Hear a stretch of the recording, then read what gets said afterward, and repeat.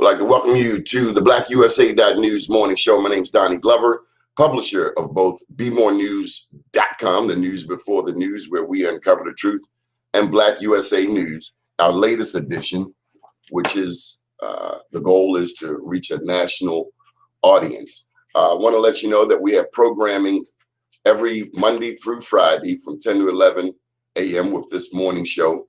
And then in the evenings, we have programming from 7 to 8 and sometimes 7 to 9 p.m. Monday through Friday. And we also have a Saturday show live from New York. So Monday night, we have Shared Space. That's with Dave Loveless. Tuesday night, I do the Donnie Glover show. Wednesday night is Sister Biz. On Thursday, we do live from Oakland with Doug Blackshear.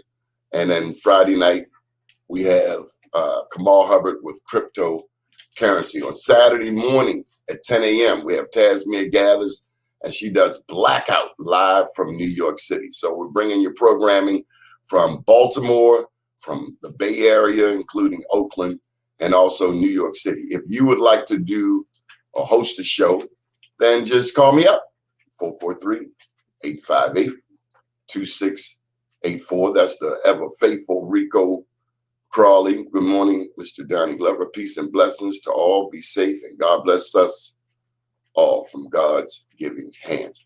Big ups to you, Mr. Rico Crawley. Thank you for caring. Thank you for giving back to our community.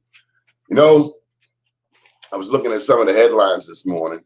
I don't know about you, but I've had to step away from the news. Sometimes the news can just be ugly and overbearing. Leading off the news, and I'm not at all thrilled to report this. Matter of fact, as I think about it, some of those newscasters, I wonder what type of mental health challenges they go through just reporting so much negativity. 15-year-old boy shot in Southeast Baltimore dies at hospital.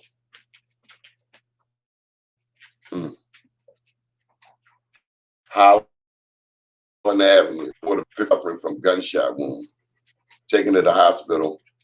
And it's the same old thing. Anyone with information is asked to call police. Let me tell you this. We got to get involved in our communities. So I want to give you, hey there, Mr. Haney. I want to give you some phone numbers, 2 phone numbers in particular. We have to get involved. Nobody is going to save Baltimore but us. Nobody. The preacher ain't going to do it. The politician ain't going to do it. Clearly, the drug dealers ain't going to do it. So we got to do it. That's you and me. We got to do it. So if you need something from the city of Baltimore, if you're trying to get in touch with your city council person, if you don't know who that is, call 396-3100. Everybody should know that number by heart. 410-396-3100. Good morning, Mr. Johnson. 410-396-3100. That's the city's main operator. You can get any city employee, wherever they are, whether it's the council person, whether it's the police major, anybody that's employed by the city of Baltimore, 410-396-3100. Also, hey there, Nicole, or if you need anything from the state of Maryland, you want to call 410-841-3000, 410-841-3000. Ladies and gentlemen, nobody is going to fix Baltimore. No magic formulas coming out of the woodworks. No magic carpet is coming by. If anything is going to change, it means you and I got to get busy. We got to roll up our sleeves. We got to put down, our prejudices and the things we thought we knew, and we got to get to work. Nobody's going to save our young people but us. Clearly, they'll pay a CEO $350,000 a year and make every excuse in the world. I don't know where these people come from. Where I come from, you getting paid $350 a year. You're supposed to be busting your butt. And I ain't saying they ain't, but I'm saying you got a 1.0 GPA across the board. Something is fundamentally wrong. And another thing, we grew up going to Baltimore City public schools. We made it. We learned how to read and write. So what's going on today? Reading and writing ain't that complicated. I'm getting off track. Anyway, let's go to our guest. Will, we can't see your face, man. You're hiding. You got to put some light on yourself. Can you see me now? Silhouette. You look like Deep Throat. Hold on. I get some more light in here. Hold on a sec. Yeah, you got daylight behind you and end lights above you. You got to. Hello, better. You can't turn the computer like. Yeah, that's it. Like you got warrants, like you hiding from us, pimp. That's a lot better. All right. Good morning. Good morning. Baltimore City Public Schools CEO is an elitist. Yeah, they're an elitist. Well, I think the challenge in Baltimore is that the people at the top of the ship are not talking to the people at the bottom of the ship. I think it's a very basic failure of communication. Cats get there in City Hall, black people, black bureaucrats making six figures, and all of a sudden they don't know where North Avenue is anymore. Well, I agree with you, Donnie. I think it's not only that they don't talk to them. I don't think they know them. I don't think they know who they are. Don't want to know them. All they want to do is go to Nordstrom's and go shopping for the weekend. And it's unfortunate because, they always say when two elephants fight, who gets hurt? The grass. And so the grass is always the people. The grass is always the people that matter and should always be in everyone's consideration when policies are made, when decisions are made, when people are paid, when people aren't paid, when things don't happen in our communities. That's the grass. Well, how do we make this interview today something other than a BITCH session? I think when people say that, I think people confuse having that kind of session with the absolute truth. And so there's a difference between just talking about a problem. There's a difference between first you have to acknowledge the problem before you can fix it. Just like a drug addict, just like an alcoholic, just like a gambler. They can't become healed or can't get through an addiction until they admit that they have the addiction. Well, let's start with America. America is addicted to racism. And I'm talking about the cats with the hoods. Mm-hmm. I don't disagree. I don't disagree. I think that it's easy. It's easy to say when we have a problem to say that it was somebody else. It's easy for us to say, you know what, the white man did it. It's easy for us to say the white man won't allow me to do this. When a lot of times we have our own set of problems that we have in our own community. Okay, but we have classism. We have nepotism. We have a whole bunch of other isms other than racism in our own communities that that are sometimes worse than some of the racism that we see. A lot of these new politicians have gotten in there, and I remember how they complained about the senior politicians. They got to go, but then they come in and do the exact same thing. They get their brother elected. Mm-hmm. They get their sisters elected. And I think that it's not. Let's keep it all the way. Like the young people say, we don't keep it 100. You can't. If you're doing the same thing that somebody else did, who you found oppressive, then what does that make you? The same. A hypocrite. Makes you a hypocrite. A hypocrite. Makes you a hypocrite. I always tell, even when I tell my football players, even when I tell people in the community, I'm not going to ask you to do something I'm not willing to do. I'm not going to do something that I don't want you to do. So if you don't have that, then we're just repeating the same vicious cycle of nothing getting done and nothing happening in the city and everybody pointing the finger and nobody taking accountability or responsibility for the problems that we have in Baltimore. I'm going to take you back for a minute, Will. Mm-hmm. If I'm not mistaken, you told me you got roots in Murphy Homes. Absolutely. Born and raised. When I think back to those days, there was a code in Baltimore. Yes.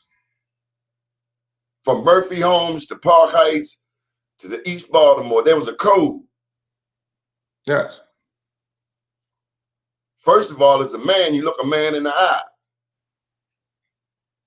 If you had beef, you had to roll your sleeves up. You fought, and you fought, and y'all might even go back and be friends the next day. but you got it out your system. You dealt with it. Nobody died. You just went in, you took the lumps and you kept moving. Even Also, part of that code was, that women and children were off limits. Families were off limits. Old seniors were off limits. And you certainly don't sell dope in front of seniors and kids. Not at all. Not at all. You might, as a lot of times, you didn't even do it in your own neighborhood. There was a saying, you don't SHIT where you eat. And that was also part of the code back then. And so a lot of that, what we look now, fast forward now to today, a lot of the young guys, and I'm going to say mostly young guys that are in that world, they don't have that same code because a lot of times it wasn't taught to them. A lot of times the guys that were our age or in our age range didn't show them the right way to do wrong, if that makes sense. And it's unfortunate that we have those conversations to show young people the right way to do wrong. If you're going to do wrong, if you're not going to do good, then back then there was a right way to do wrong. There was a time where gangsters looked out for the little bookworms in the neighborhood. Don't mess with them. Right. Or if the bookworm would come around when they were doing dirt, they like, nah, shorty, you got to go. This ain't for you. This ain't for you. I'll catch you later, but you can't go with it. We looked out for each other, going right back to what you said, the right way about doing wrong. And like I said, unfortunately, but it's also that same thinking is also what kept some of us alive. It's why some of us are here today. Saved our lives. Because of the very same code. We know that some of the issues that Baltimore deals with today and for the last 30 years or 40 years haven't changed. And so those things are what kept some of us alive. But it's the very same thing that the lack of it is allowing some of our young people to die. Nicole says, sure did. My cousin protected R. Kelly. She from Chicago, Chi-Town, the Chi, when he was singing on the platforms until he was killed. Shout out in heaven to AD, Stevie Lane, and all them people that looked out for me around Warwick Avenue, Baker Street, Thomas Avenue. Well, Will, you know why I brought you on here? I have a pretty good idea. So I've been knowing you. It came to me last night. I think I've been knowing you about 15 years or so. At least. And I'll never forget the time we went up there to Cheo Hurley's office. That's Edwin Avon's brother. And I told you, Edwin Avon got mad at me for mentioning his brother's name. Mm-hmm. But Cheo Hurley also worked in East Baltimore. Mm-hmm. And what he was doing at Park Heights was the exact same thing. Yes.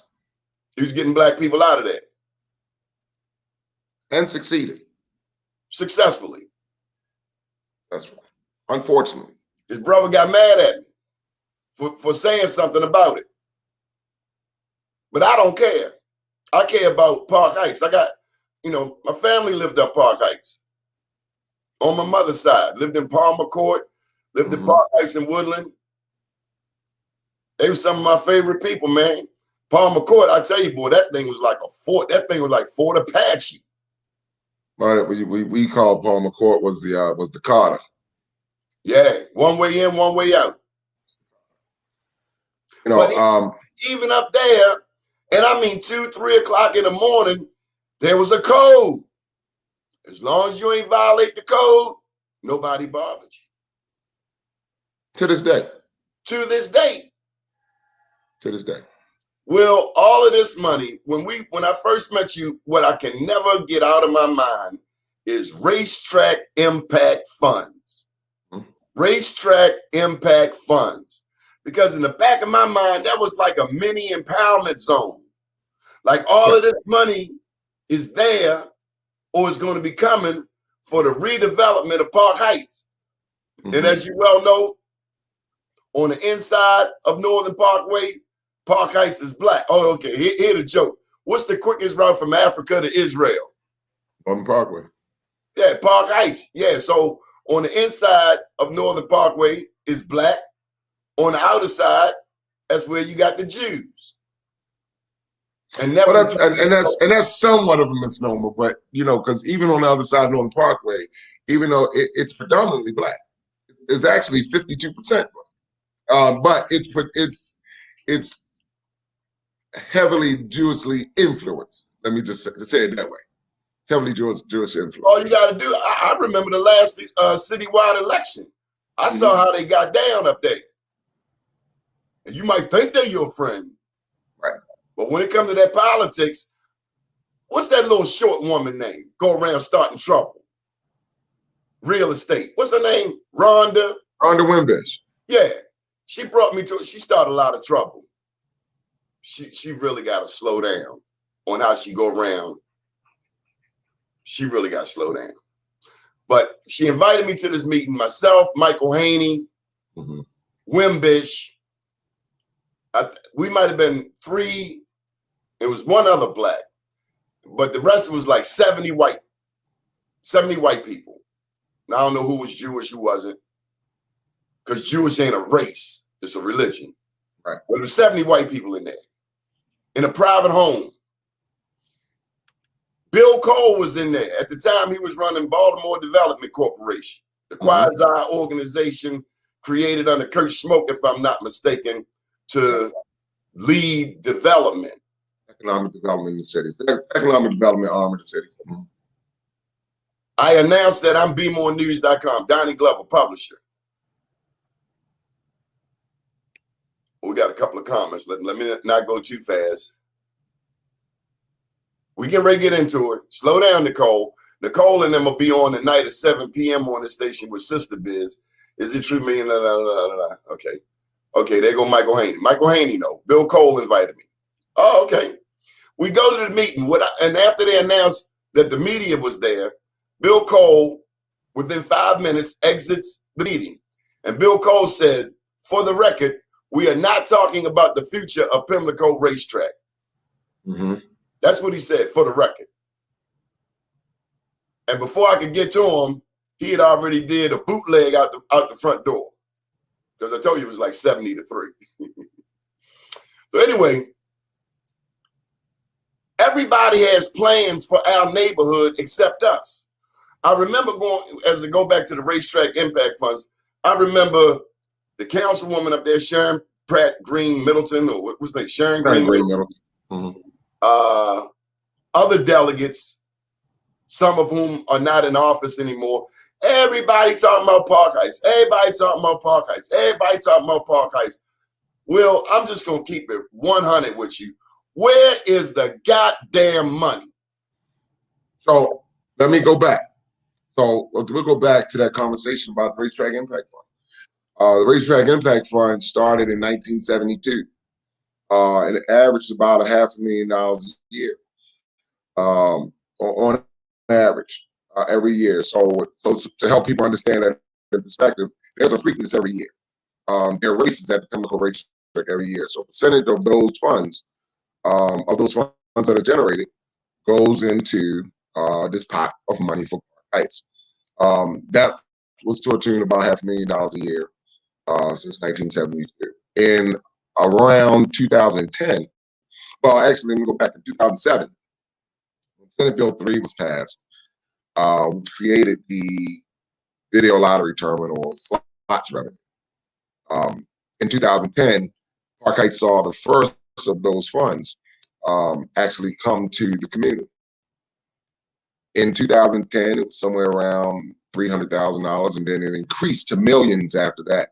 To today, to a tune of about $38 million total in just the slots revenue. Now, there was a remaining balance in 2012 from the Racetrack Impact Fund of about $13.1 million.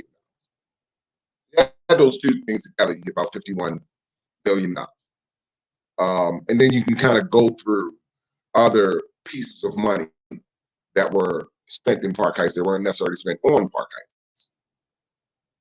So when you look at, for example, there was a state bond on the Park Lane Shopping Center. That shopping center, and just to orient people, It's that shopping center that's at Park Heights and Cold.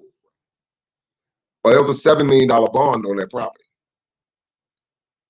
for the acquisition and redevelopment of it that the city never acquired. When we inquired about it, we were told those funds are no longer available. That's another $7 million. You add that to 51, it's about $58 million. A lot of people remember the intersection down at Park Circle that was redone. Well, it was nice that it was redone. It wasn't necessarily what the community asked for. It was an $11 million project that was funded with stimulus money during the Obama administration. That project ended up being about $6.4 million, and so there was a remaining balance of about $4 million. That money was sent to a project that didn't happen in Cherry Hill.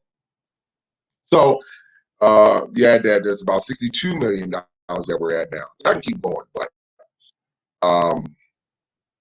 that's exactly what the issue has been. So from a structural standpoint, in 2005, 2006, let me get people to understand how we got here. 2005, 2006, there was a piece of legislation that was done that disbanded what then was the Northwest Baltimore Corporation. In that legislation that was done by then Delegate Salima Marriott, created the Pimlico Community Development Authority. The PCDA, in the recommendation then from the Park Heights Master Plan, which was done in 2005, 2006, and approved in 2006, was for the creation of a CDC to implement the Park Heights Master Plan. That organization in 2007 then became Park Heights Renaissance. 2007, Park Heights Renaissance was created. And over the last 14 years was funded about $500,000 a year, and even more so in the last couple of years. So that is a part of what we've seen. So we've seen, the simple math, if 14 years and about $500,000 a year, that's somewhere around between $7 to $10 million that Park Heights Renaissance has been funded over the last 14 years. Most of that, 95% of that has gone to fund salaries at the organization. Now, and just in full disclosure, I currently still serve as the chairman and CEO of the new Park Heights Community Development Corporation, organization since 1999. That has never gotten funded. I wanted to make that distinction. But Donnie, I hope that answers part of your question, and I can be more specific. I'm just at a loss for words. I don't understand why we have a majority Black city.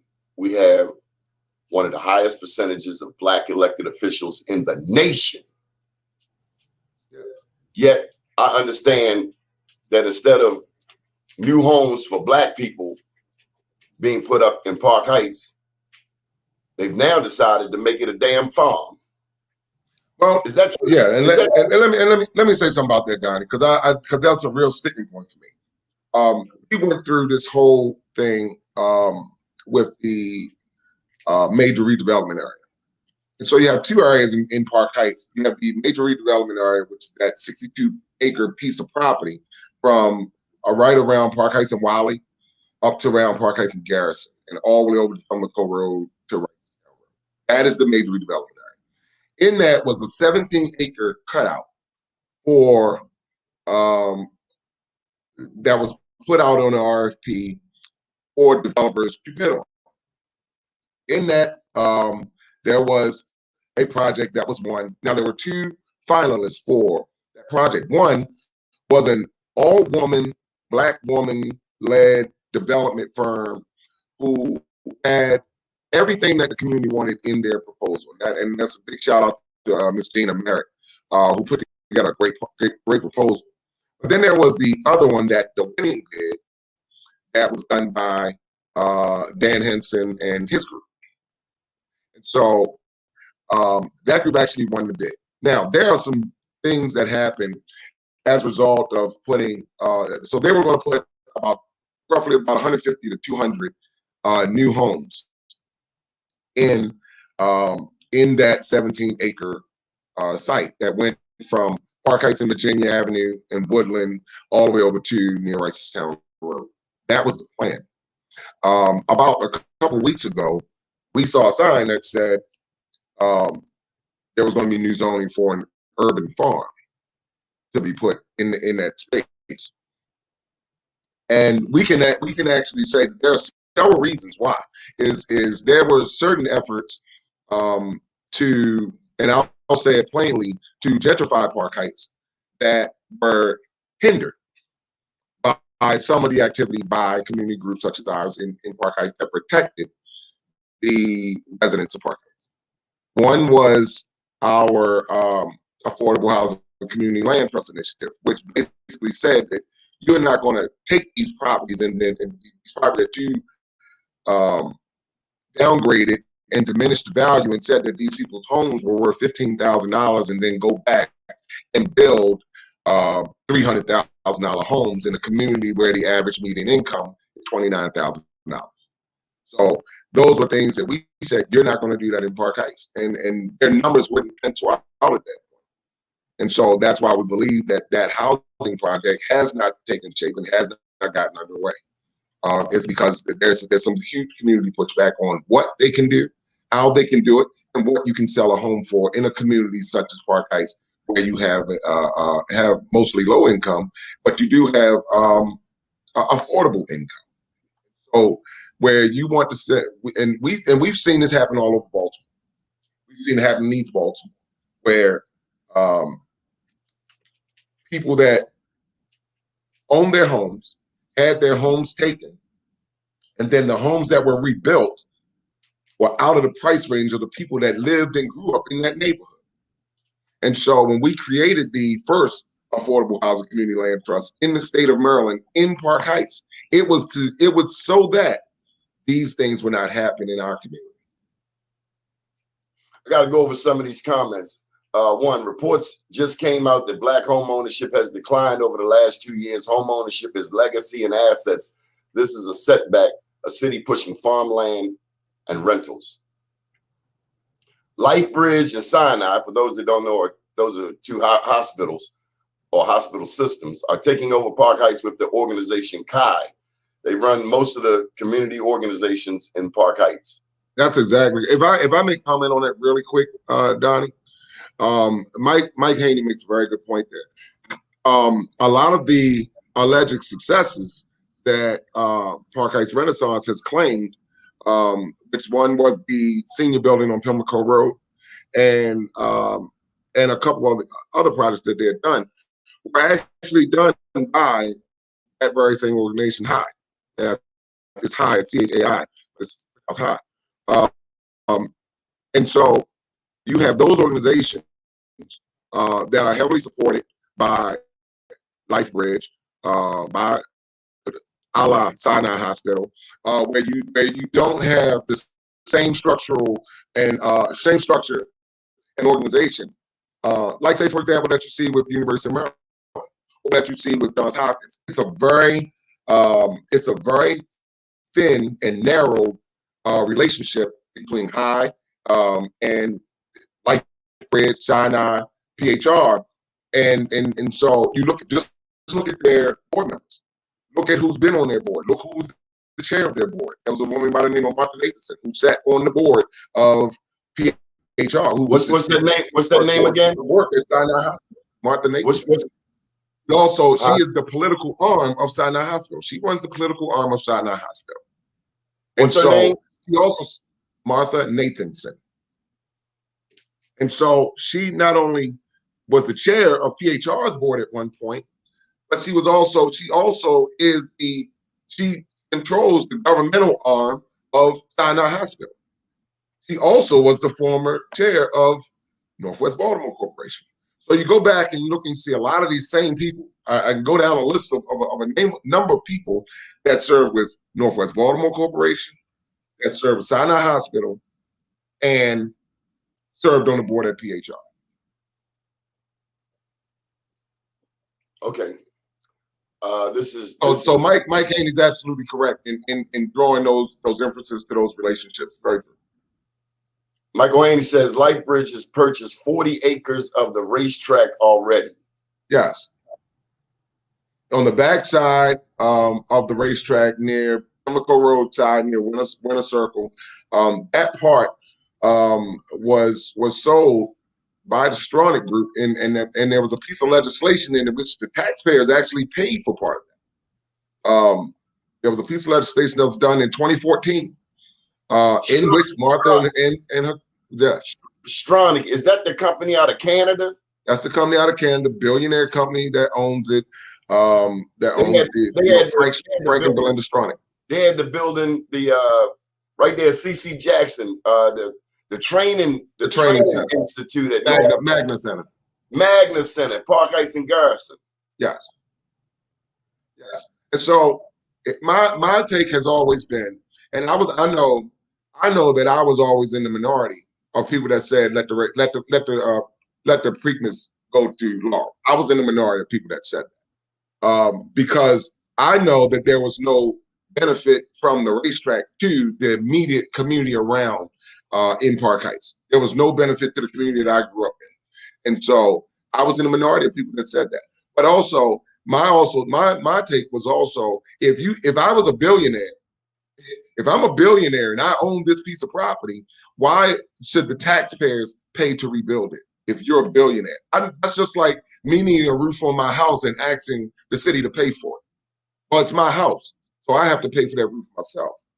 Well, you know, we see in the classic example of Donald J. Trump how rich people don't want to pay taxes, don't want to play by the rules that everybody else plays by. Mm-hmm. They have no loyalty to America. And quite frankly, it's like they would sell their mother for $1. Well, one of the things that we always have to do is that we have to make sure that that stories like this are always told, because a lot of people are afraid to say it. And I've been saying it for the past decade. Yes, you have. I've been saying exactly everything that we said 10 years ago has either come to pass or is happening right now. And so that's why we have to be very cognizant and very diligent and say, you know what, at what point do our elected officials come back and say, you know what, here's my take on this. If I'm a council person for a district that has $70 million missing from it, I'm going to be the first one asking the questions as to where's this money that's supposed to go to my district. And if you don't ask those questions, either you're complicit or you allowed it to happen. So why does Baltimore keep electing Sharon Green Middleton? Because from what I gather, she's right there in the middle of it. Because what they're told and the way that things are spun. Is it because of her husband, Glenn Middleton? I wouldn't even necessarily say that. I think it's mainly because, well, part of that is because she gets a lot of union support during election time, and you know, election times in Baltimore unfortunately become a popularity contest versus being elections based on substance of the candidates. That's part of the problem. The other thing is that when you give the illusion that you're doing something to help people in your community, in your district, and you give that illusion that certain things happen because of you. But you look at the greater majority of your community, of your district, and you look at people in Park Heights, that nothing has changed to help their plight. Nothing has changed in the last decade. Nothing has changed at Park Heights and Belvedere. Nothing has changed at Park Heights and Cold Spring. Nothing has changed in any of those neighborhoods. Not any redevelopment, nothing has been built, not any new jobs, not any decrease in crime, not any decrease in drugs, shootings, anything. You name it, it has not changed. So when people ask, why do we keep electing the same people? I don't know. Because if it's just like if, it's like dating a girl is constantly cheating on you. Right, but because you don't know another girl, you keep going back to her because you don't know, you think that's love. So you think that's love, but she keeps cheating on you, but you think that's love because you never had it. She not only cheating on you, she giving you VD every time you lay down with her. Right, and we just keep taking the bill for it. Keep going, get the shot, and go right back to her. Get the shot, go right back to her. Insanity. Michael Haney writes, Miss Nathanson has said publicly, once they take control of Park Heights and Belvedere, they will control Park Heights. I got to say this to you, Will. Now, I didn't make it up there to the Preakness this year, but what has always bothered me is how the Caribbean restaurants that surround that racetrack, how they are ostracized during the day of the Preakness. I've seen it with my own eyes, where they were almost, these are the businesses that hold Park Heights down. And my favorite was Royal Maroon. I think they now up at the Blue Caribbean, but it always pained me to see those Caribbean restaurants ostracized during the day of the Preakness, when you got thousands of drunk white people coming through there who would otherwise buy their food. But these restaurants, I mean, who is that selfish to block all of that good food from reaching people? And then also, how come nobody has done on the day of the Preakness just block off Park Heights and have a street festival for the people? In other words, how do you have all of these people, most of whom are white, come to Park Heights on that day, but yet the community, you know, you get a tip? We're supposed to be eating steaks, big thick Texas steaks. We're supposed to be eating on that day, but we're not. We're on the sideline. We're ostracized. Why, Will? Well, part of it is if you notice on the day of Preakness, a lot of people aren't allowed to park on the street where the restaurants are. That's what I'm talking about. That's part of it. So, and that's been a concern that that the Merchants Association had up there for years. But the other thing is, when you have when you have people that don't have a vested interest in the businesses in Park Heights, there's 646 businesses in Park Heights, period, total, 646. So when you don't have and majority of those businesses, I would, and now let me go back. I'll say about 40% of those businesses are minority or black owned. 40% of the 646 businesses. And so there's not a vested interest in helping those businesses, because those are the businesses that, and to Mike's point, and let me go back to a comment that Michael Haney made, that if you control Park Heights and Belvedere, this has always been the commercial corridor in Park Heights. And so when you look at all four sectors of the street, when you look at all four sectors of that street, there are businesses on all four corners and all four of the thoroughfares from Park Heights and Belvedere. The plan was, in this new piece of legislation where they approved this $430-some million to renovate the chemical racetrack, 100 and some million of that was to redevelop around the racetrack, which goes directly to that comment about controlling Park Heights and Belvedere. That $146 million, if you go up there now, if you go up to Park Heights and Belvedere right now, half the businesses are gone. And there are various reasons as to why those businesses have left or been forced to leave or weren't renewed or didn't get licenses renewed. But guess what? The ones that are still there, the 4 liquor stores are still there. 4 liquor stores on that one block are still there. But some of the other businesses, Yellow Bowl, go down the list of some of those other restaurants, black-owned businesses that were there. And so we haven't gotten together and consolidated our efforts to protect the businesses in our own neighborhoods. So I put some of that on us, but most of it I put on the lack of transparency, some with BDC. There was $945,000, for example, that was put onto that block in the 5200 block of Park Heights, right there at Belvedere. Who do these people think they are, Will? They know exactly who they are. It's not, I don't think it's a matter of them thinking who they are. It's them knowing exactly who we are. It's them knowing exactly that not enough of us are going to get together and make a fuss about it. Not enough of us are going to get together and say, you know what, they're right. And you're right to the point that we have mostly black elected officials all over the 40th and 41st district. Mostly, right? And so when they don't ask the question, who else are they going to believe? Who else are they going to believe? Because people like me and people and others throughout the community have said this for years, that there's a lot of money missing in Park Heights and no one is questioning it. And so when we tell them and they don't ask the question, then it becomes, then we become the bad guys. So let me ask you this.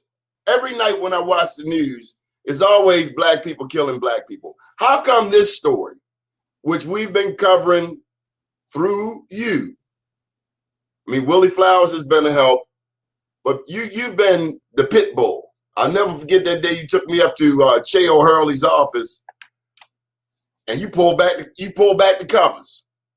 And Slim was sitting, he was looking 12 karat stupid. Well, sometimes the truth will do that. When you worked on the Forest City project, a lot of people, all you got to do is Google it. And people can Google anything I tell them. That's it, because I always believe that documentation beats conversation. So when you can say, when I can say, well, Mr. Hurley, you worked on the Forest City project, didn't you? And the Forest City project, who were the advisors to Johns Hopkins Hospital, who were the ones that moved all the people, advised them to move all the people out of East Baltimore. So when you get hired in December of 2009 to come and work at Park Heights Renaissance, then my radar goes off, and I'm like, well, why are you here? He wasn't picked by the organization to lead it. He was put there by the former mayor, Stephanie Rawlings Blake. So we keep all of those things in perspective. Every single mayor since Martin O'Malley has had the ability and the authority to change what happens in Park Heights. Every single one. And the only one that I can say right now with clarity that did exactly what the community wanted, that created a human development zone in Park Heights, that created the business district in Park Heights, that established the infrastructure for the community associations in Park Heights, was former Mayor Sheila Dixon. And that is the truth. She created the human development zone in Park Heights, where we could track where young people to seniors, we could track what was going on in Park Heights. Park Heights at the time had the highest infant mortality rate. We were number one in HIV. We were number one in a whole bunch of negative categories. And this was put in place so that we could track that and begin to fix those issues. Well, then when the administration changed after Mayor Dixon, things began to unravel in Park Heights. There was no more accountability. And at the time, when Mayor Dixon was there, she established Park Heights Renaissance. But she'll even tell you to this day, it did not do, and it's not doing what she set it up to do. And it's not. And so while I think that when you have an organization over the last 14 years that has had 6 different leaders in 14 years, you have no continuity of operation. And so this is what these are the issues that we have. You have no continuity in operation. While I love Yolanda Dickens, I believe that I love Yolanda, and she's from Park Heights. I think that she has the weight and the baggage of what her predecessors did not do, and the damage that was done by her predecessors, and the damage that was done by former elected officials in Park Heights. Who do these people think they are, that they can treat people, black people, any old kind of way? Who do these people think they are? Do they think they're better than us? Superior? Do they think that they will have good karma? See, let me tell you something about this city.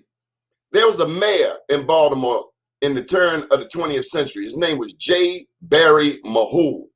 You heard of McMecken Street, right? Mm-hmm. J. Barry Mahul is known as the father of segregation.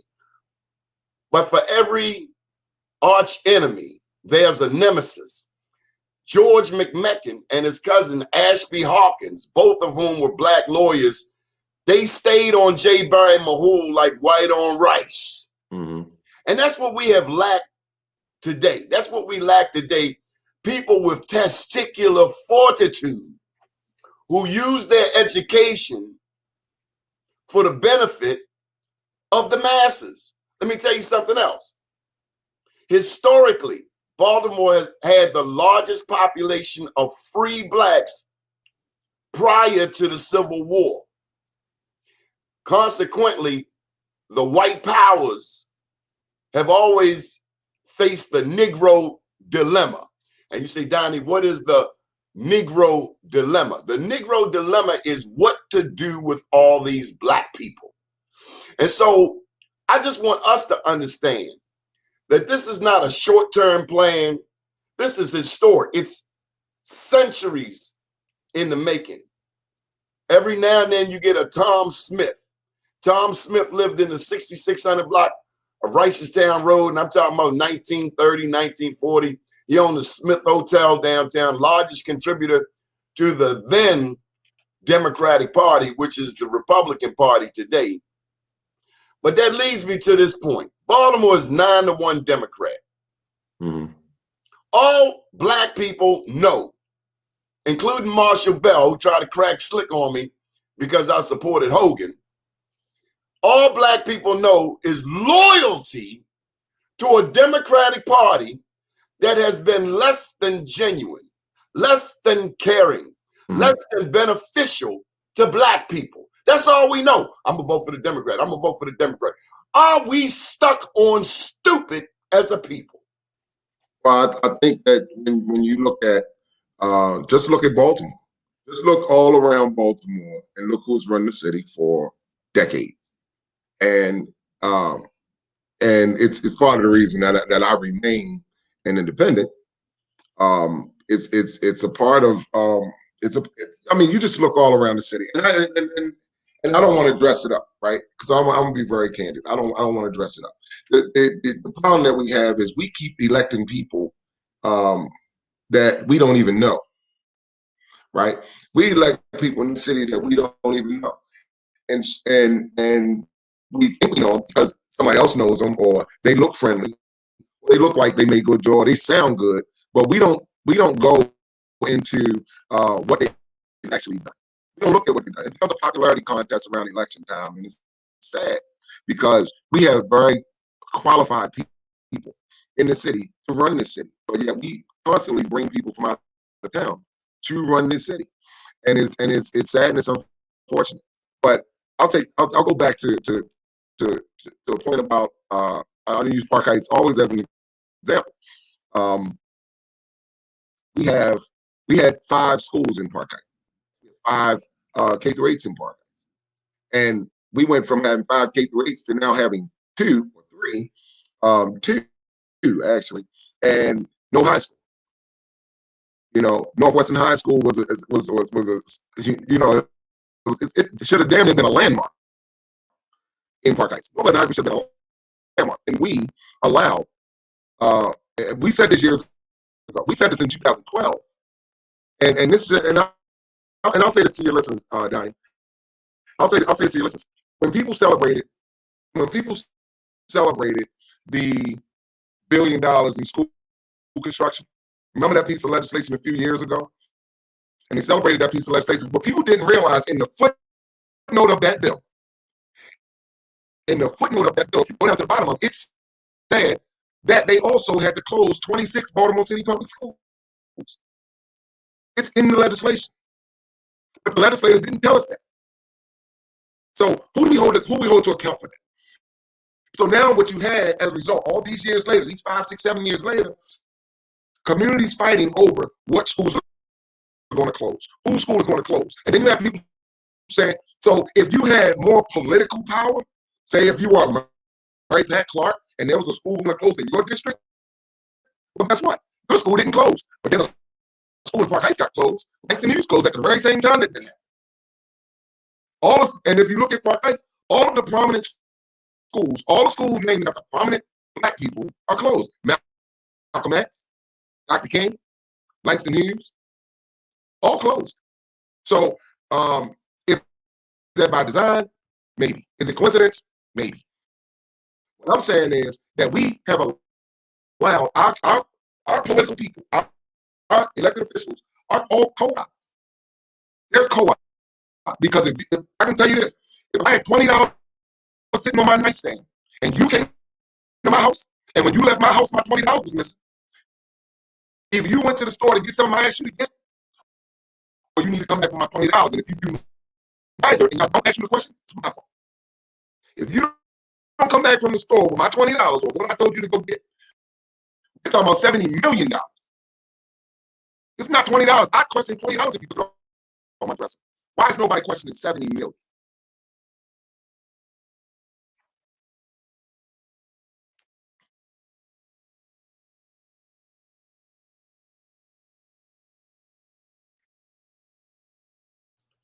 I was saying, who do these people think they are? See, people run around and they hide behind religion. They talk about God, black, Jew, Gentile, Arab. People play with God. They claim they love God. They claim favor with God. Keep on playing with God. He that's last shall be made first. He that's first shall be made last. This city, going back to J. Barry Mahul, the father of segregation, Baltimore will never be blessed, just like the Orioles. Growing up, the Orioles had black players everywhere. Lee May on first base, Ken Singleton on first base, Paul Blair, Al Bumry, Elrod Hendricks. We had prominent black players. Eddie Murray, even though he act like he ain't comfortable around black people. I done seen it with my own eyes. But my point is, we had black heroes. We wanted to go to 33rd Street. But I'll never forget when we got rid of Reggie Jackson. Because he was strong. He was like Frank Robinson. He stood up to the racists. Did you know that Frank Robinson was going to leave Baltimore because he couldn't find nowhere to live because of segregation? He was about to leave Baltimore and they found him a place to stay in Ashburton. But now, from Sandtown to Ashburton, we getting gentrified. And the first wave of gentrification is the white addicts and the white hookers, the white prostitutes. I seen them at Park Heights. Mm-hmm. There was a time before Freddie Gray, you would never see a white person walking through the black community with no shirt on, bopping. But that's the first wave. Who do these people think they are? My point is, karma's going to come back and kick them in the back of their head. You have denied an entire people, generations of these people in Park Heights with your chicanery, with your selfishness, with your greed. I hope you go to hell. Let me say something to that though, Donnie. Let me follow it up. Because one of the things that people need to realize is that imagine what could have been done with those type of funding. Imagine the lives that may have been able to be saved. Imagine all of those things. So if we have if there's blood on some people's hands, because you can go through the last couple decades and say, if you didn't do X, Y, and Z, then why should we re-elect you? You haven't given us any reason to elect any of y'all. Nobody. And so there comes a point where, at what point do we get tired and do we stop the nonsense? Because the nonsense is only at some point it's only allowed because now we're allowed. Because now we can't say we don't know. Now we can't say we don't know. Because to know something and do nothing about it makes you been part of the problem. That becomes our biggest issue. What are we going to do collectively, individually, as every single person? What are you going to do? Are you going to write to your council person and say, you know what? I heard somebody talking about some money missing in Park Heights. Is this true? And is she going to follow that up? We went to Joan Pratt. We talked to Joan Pratt and sat back with her and said, you look, this money's missing. This money circumvents the comptroller's office. This money circumvents. This money that comes to Park Heights every year doesn't go through the comptroller's office. It gets set into an account at housing. And it's been that way for decades. This money has gone to housing. So this is the problem. This is the problem. And a lot of times people would say, a lot of people didn't even know about this money. They didn't know nothing about the money, the lack of development, the development projects, the money that the developers were getting, the money that BDC got, the money that was coming through housing. All of that money that was coming, the bond bills that were cashed and never benefited the community. All of these things, millions and millions of dollars. And I'm talking about just one neighborhood. Just talking about one neighborhood. Well, the mayor is from Park Heights. Yeah. Yeah. That's he is, and his family. I don't suppose you have an answer or a response. I guess it was more rhetorical in nature. Yeah. But the mayor, he say he from Park Heights. I'm from Park. See, when you say you from somewhere, that means you love that place. You care about that place. You won't acquiesce. You'll have some testing. Like it's one thing. I'm from essentially Baker and Moreland, Easterwood Park. So if I go down Murphy Homes, I know I got to go down there with respect. If you had to put up your hands, you really don't want to have to do it at Murphy Homes. But you know you on somebody else's turf. And you know them boys down Murphy Homes, they fight for theirs. That's right. It's a certain pride. Just like when you playing BNBL, you representing your rec. Whether you playing Easterwood at Bentlow or Easterwood at John Eager Howard, I gotta represent Easterwood. So when I hear somebody say they from Park Heights, and I know about Palmer Court, I remember the apartments around there on Woodland Avenue. I remember the code that was operated. I remember the Jamaicans and the influence they have up there, as well as the other Caribbeans. There's a certain pride. There's a certain pride in Park Heights. Just like here in Sandtown, we had 3 elementary schools, and then we had 2, and then we got 1. And then they're reopening a second one. This shell game. It's like, the 3-card money thing. Mm-hmm. But you got black people on the school board. Again, as I said at the top of the show, you got black people at the top of the ship who have no communication whatsoever with black people at the bottom of the ship. And the ones at the top of the ship, I don't trust none of them because they seem to be really thrilled with a little extra money to go shopping at Nordstrom's.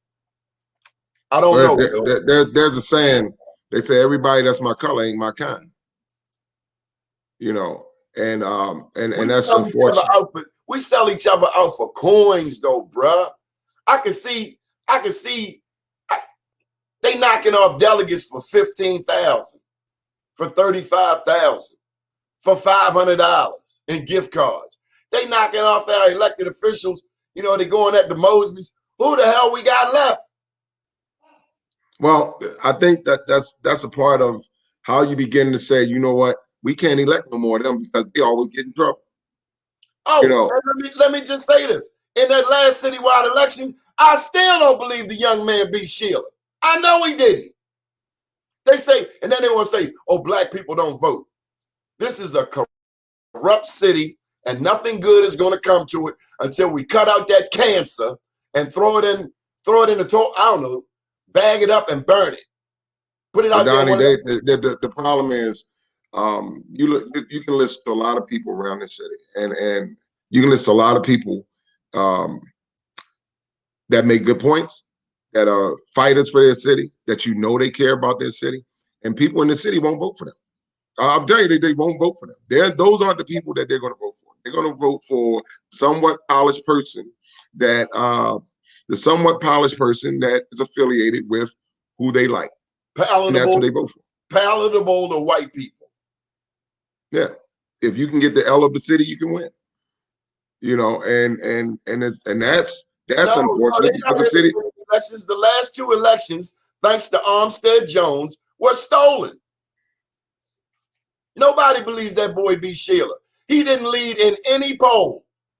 The biggest lead he had was in his own poll where he was in 2nd place. He never had 1st place. They stole the first one. Clearly, there were 1,800 voting irregularities. Our group went out there. We got the election decertified, something that was unprecedented in modern times. This is one corrupt city. The school CEO making $325, making more than the governor, and kicking out an inferior product, a 1.0 GPA.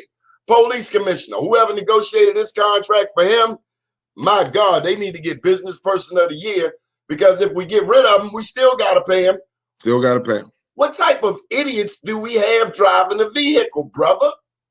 Well, it's just like if I wanted to get to if I need some information about something in Sandtown, I'm probably going to call you or somebody I know that lives in that area. If I want some information or somebody needs Baltimore, I'm probably gonna go and find somebody in that area. If I want to stop crime in Baltimore, I'm probably going to hire somebody from Baltimore that knows the city. We haven't done that. We continue to think that somebody from outside of this city knows more about this city to stop crime in it than we do. And you know, when it comes to our elected officials and they say they want to stop crime and they say they want to do this and that, well, how do you stop something you don't even understand? You know, so if you don't understand the origins of crime, you don't understand why we have crime, you don't understand why kids are out selling drugs and why they carrying guns.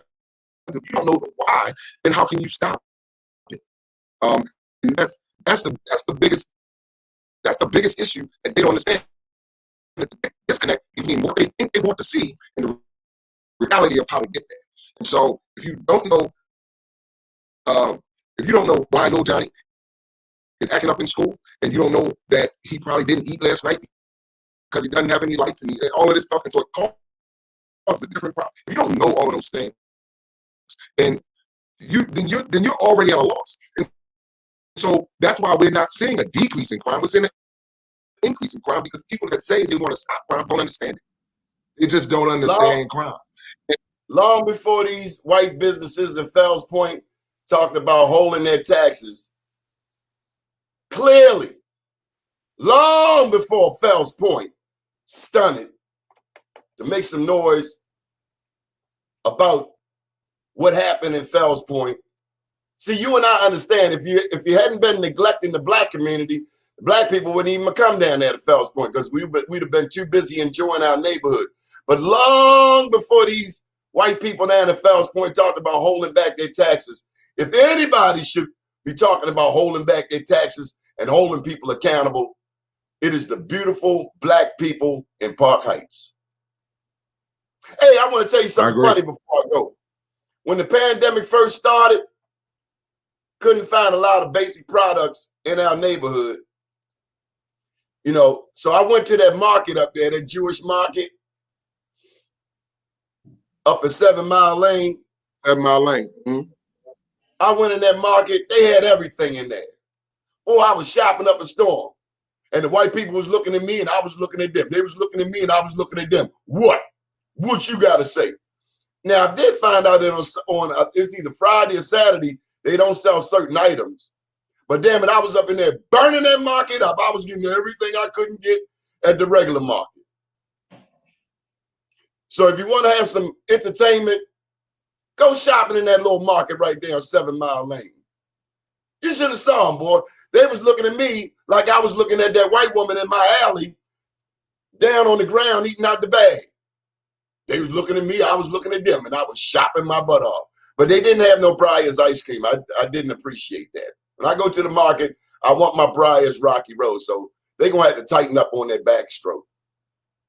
By the way, I got to ask you, any thoughts, and we've gone over the limit, any thoughts on Northwestern and how it was taken, stolen from the community? Well, and it also brings to mind the Sham Rim, how they hurt that little boy up there. Up on Falstaff. Little cowards, bullies, no different than the Klan. They jumped out on that little boy and hurt that little boy. And then they had the audacity to go down there to the courthouse and play like they ain't did nothing wrong. Let me tell you something. I don't care who you are, black, white, Jew, Gentile, Muslim, atheist. You send dirt around, it's coming back and it's going to kick you in the back of your head. So you better put some sugar on it. I don't care who you are. It's universal law. Well, you also have a councilman that used to be a member of that organization. Is he? Yeah. No, not the other one. What's his name? Yes, he's Slifer. Slifer, yeah. Yeah, he used to be he was a member of Shaman. So I mean, so you can go back and look at, and he was a member of Shaman at the time that incident happened. So, and now he's a councilman. supported by the very same organization. And then Not when much something like different. that happens, Not much and you different have than a plan. when something like that happens, there has to be a concerted effort to say, look, we're going to either disband this organization, or we're going to take some strong. And there was nothing that happened, Sean. As a matter of fact, they ended up getting more funding. Yeah, Kathy Pugh gave him a van. They actually, And she wouldn't even get a Nation of Islam. What was that story? She gave Shamrin a van and gave what, the Nation of Islam all-day bus passes. What she give him?